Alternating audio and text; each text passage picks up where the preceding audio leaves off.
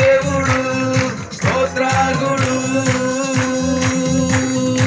ఆపత్కాలమున తన పర్ణశాలలో రాత్రిలు తన గుడారపు మాటున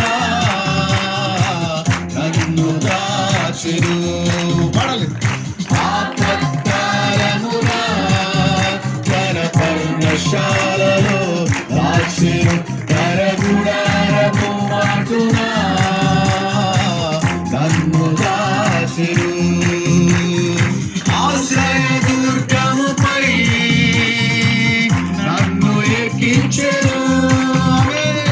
ఆశ్రయ దుర్గముపై నన్ను ఎక్కించెను. నేను భయపడను. చేతులపై హల్లెలూయా హల్లెలూయా హల్లెలూయా హల్లెలూయా. అందరం హల్లెలూయా హల్లెలూయా హల్లెలూయా హల్లెలూయా హల్లెలూయా హల్లెలూయా. అలాగే అందరు రెండు చేతుల పైకి ఎత్తి అందరు స్వరం ఎత్తి దేవుడు మనకి అనుగ్రహించిన ఈ సమయాన్ని బట్టి అందరు కృతజ్ఞత స్తుతులు చెల్లిస్తూ అందరూ నోళ్లు తెరిచి దేవా నీకు వందనాలు ప్రభువా నీకు స్తోత్రం అని అందరూ దేవునికి కొద్ది నిమిషం దేవునికి స్తోత్రాలు చెప్తాం. ప్రతి ఒక్కరు నోళ్ళ నోటు తెరవాలి. అందరూ దేవా ఈ సమయం లేక అనేక మంది ఈ లోకంలో గతించిపోయారు నాయన. ఈ 2025వ సంవత్సరంలో ప్రభువా నాయన ఈ యొక్క ముస్లింల పర్వదినమున తండ్రి ప్రభా ఈ విధంగా నాయన ఈ యొక్క నాయన ఒక దేశంలో ప్రభువా నాయన ఈ యొక్క బీచ్ ప్రాంతంలో ఈ విధంగా స్తుతించడానికి ఇచ్చినటువంటి కృపను బట్టి నీకు స్తోత్రాలు ప్రభువా. నాయన ఈ ప్రకృతి నాయన నీ చేతుల ద్వారా చేసుకున్నవి కదా ప్రభువా. ఈ ఆకాశము ఈ భూమి నాయన అందులో నాయన నీ పోలికగా నాయన నాయన మమ్మల్ని చేసుకున్న దాన్ని బట్టి ప్రభువా నిన్ను స్తుతించడానికే కదా ప్రభా ఈ లోకంలో మానవులుగా మమ్మల్ని స్తుతించావు ప్రభువా. యేసునికే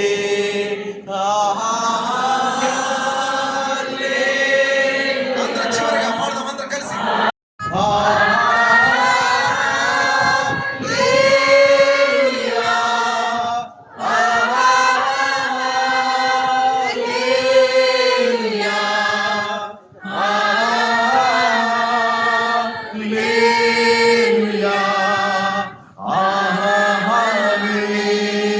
ఆశ్చర్య కరుణా స్తోత్రం ఆలోచనకర్త ఆరాధింతును నిన్నే. మరొకసారి అత్యున్నత సింహాసనముపై ఆసీనుడవైన దేవా అత్యంత ప్రేమ స్వరూపివి నీవే ఆరాధింతును నిన్నే.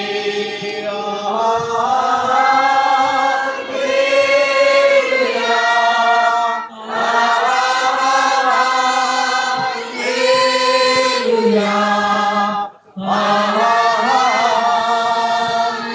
హల్లెలూయా స్తోత్రం చెప్పండి. స్తోత్రం స్తోత్రం స్తోత్రం స్తోత్రం స్తోత్రం స్తోత్రం.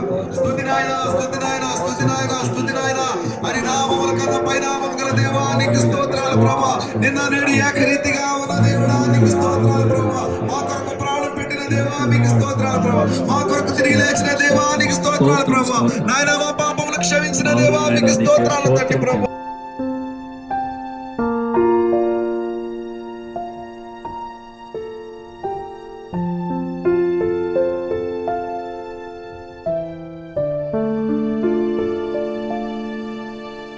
ఇచ్చినటువంటి మంచి అవకాశం బట్టి నీకు స్తోత్రాలని ఆయన ఈ దేశంలో మాకు పని చేసుకోవడానికి మాకు తెలియజేటువంటి కృపను బట్టి నీకు వందనాలు ప్రభా. ఈ దినం ఇచ్చినట్టు సెలవును బట్టి నీకు స్తోత్రాలు ప్రభా. ఈ సమయం బట్టి నీకు స్తోత్రాలు. ఇది నీ కృప మాత్రమే నాయన. మా గొప్పతనం ఏమీ లేదని అందరూ రెండు చేతుల పైకి గట్టిగా భగవాను స్త్రీలందరూ దేవుడు స్తుతించండి.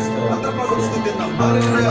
అందరూ నోరు తెరిచి ప్రభువు స్తుతించండి. చేతులు ఎత్తి కలిగి అందరూ చేతులు ఎత్తి దేవునికి స్తోత్రాలు చేద్దాం. స్తుతి యాగం అర్పించమని హల్లెలూయా హల్లెలూయా హల్లెలూయా హల్లెలూయా. ఎంత గొప్ప దేవుడు నాయనా, ఎంత ఆశ్చర్యకరుడు నాయనా, నీకు స్తోత్రాలు ప్రభువా. నాయనా వచ్చిన వాళ్ళందరూ బట్టి వందనాలు ప్రభువా. ఇంకెవరైతే రాబోతున్న ప్రతి ఒక్కరిని సన్నిధికి తోడుకోండి ప్రభువా. అందరికీ స్తోత్రం చెల్లిద్దాం. హల్లెలూయా హల్లెలూయా హల్లెలూయా. అందరం కలిసి అత్యున్నతమైన సింహాసనపై అనేక కోరస అందరం కలిసి దేవుని నామములో మహిమపరచాలి. అందరూ నోరు తెరిచి ప్రతి ఒక్కరు హృదయపూర్వకంగా ఒక్క నిమిషం ప్రభువుని స్తుతించి ఆరాధించి మన ముందుకు వెళ్దాం. అత్యున్నత సింహాసనపై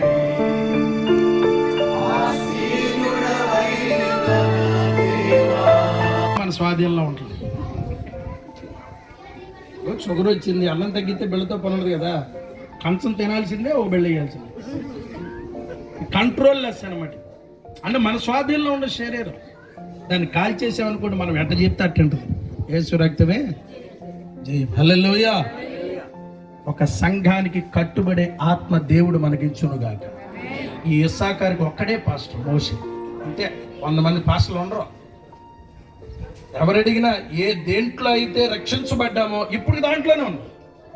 దేవుడు ఎంత దీవిస్తే అంతే. యేసు రక్తమే ఇక అంతే. ఒక అనుభవం, ఒక దైవజనుడు, ఒక సంఘము, ఒక నియమం దేవుడి ఉదయకాలం మనకిచ్చునుగాక. రోజు రావటం, ఇస్సాకారీలు మోషేతో ప్రార్థన చేయించుకుంటుంటే మోషే ఏమని ప్రార్థన చేసేవాడు తెలుసా? గాలి అంటే గాలి వెళ్ళిపోతాడు, గ్లాస్ అంటే గ్లాస్ పెట్టుకొని తిరుగుతుంటాడు. దేవునికి స్తోత్రం కలుగునుగాక. హల్లెలూయా. పాప ఎవరిని పోగొట్టుకోండి, ఎవరో ఇస్సాకారు. ఎందుకంటే ఎవరిని పోగొట్టుకుంటే ఆపత్తన ముందు ఈయనకి ఆస్తి అక్కడికి వస్తుంది అన్నట్లుగా ఆస్తిగా కాపాడుకుంటా ఉంటాడు. కానీ వాస్తవంగా ఆస్తి అక్కడికి రాదు, నీతి మనల్ని మరణం నుండి తప్పిస్తుంది. హల్లెలూయా. ఈ ఇస్సాకారు 2 తొట్ల మధ్యలో పండుకొని ఉంటాడు. వారి మీద పిల్లి వాటమండి. సంఘంలోనూ న్యాయం చేస్తాడు, లోకానికి కూడా అంత టాలెంట్ ఉండదు. యేసు రక్తమే జయం. హల్లెలూయా.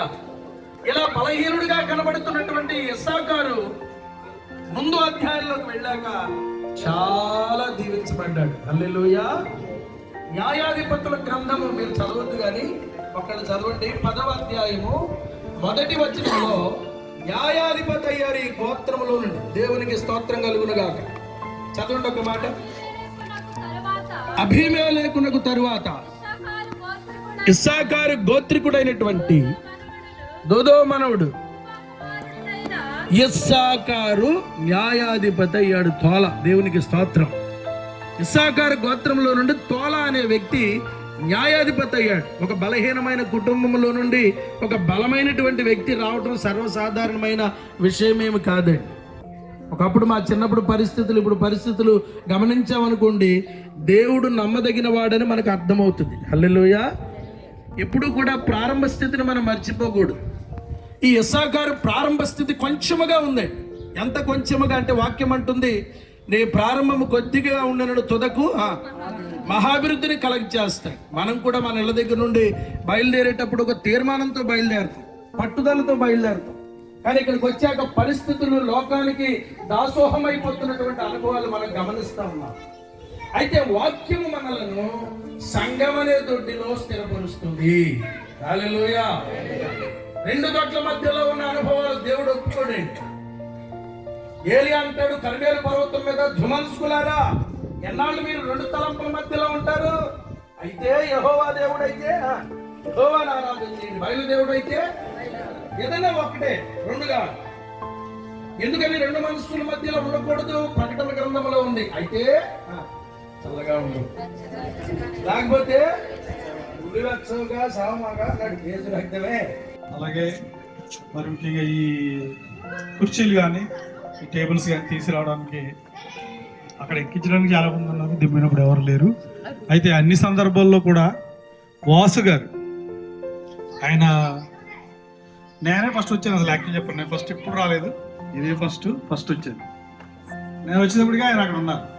అయితే ఆయన రాత్రి కూడా అలాగే అన్ని లోడ్ చేసుకోవడం, కట్టుకుని మరి ఇక్కడికి వచ్చిన తర్వాత అన్ని ఆయనే చేసుకుని సమయానికి ఒక మన పాస్టర్ కిషోర్ గారు ఇంకొక 2 వచ్చారు, మాకు హెల్ప్ చేశారు.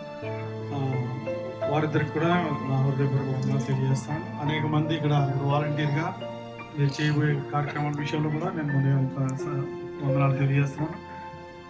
ఇంకా మరి ముఖ్యంగా ముందే చెప్పాను నేను, ఈ యొక్క టెంట్ విషయం మనం ఇక్కడ ఈ విధంగా స్వతంత్రంగా దేవుని స్తుతించుకోవడానికి ఇక్కడ ఒక పర్మిషన్ అవసరం ఉన్నది. అది పాస్టర్ గారు వెళ్ళినప్పుడు అప్పుడు ఇది 2-3 సార్లు మనం తీసుకున్నాం కాబట్టి ఈ డైరెక్టర్ గారు పోలీస్ ఆఫీసర్ ఆయన చూసిన వెంటనే మిమ్మల్ని ఎక్కడ చూశాను కదా అంటే 10 సంవత్సరాలు వస్తున్నారు అని చెప్పి, అంటే వాళ్ళకి వెల్ నోటెడ్ అయిపోయారు. ఆయన ఎప్పుడన్నా వస్తే ఆయనకి వెంటనే మనకి పర్మిషన్, మనం వెళ్తే ఎవరు కానీ ఆయన వెళ్తే 1 నిమిషంలో వెంటనే ఓకే అనేసి అప్పటికప్పుడు వెంటనే అంత పర్మిషన్ ఇవ్వడం జరిగింది. దాన్ని బట్టి దేవుడి నామానికి స్తోత్రం కలుగును గాక. అలాగే ఇక్కడికి మీరందరూ రావడానికి దేవుడు చూపిన ప్రేమను బట్టి, కరుణను బట్టి, మీకున్న ప్రేమను బట్టి కూడా కమిటీ తరఫున, సంఘం తరఫున మీ అందరికీ నా హృదయపూర్వక వందనాలు తెలియజేస్తున్నాను. ఇక్కడ సమృద్ధమైన ఆహారం ఉంది, అందరూ తిని రెస్ట్ తీసుకుంటారు.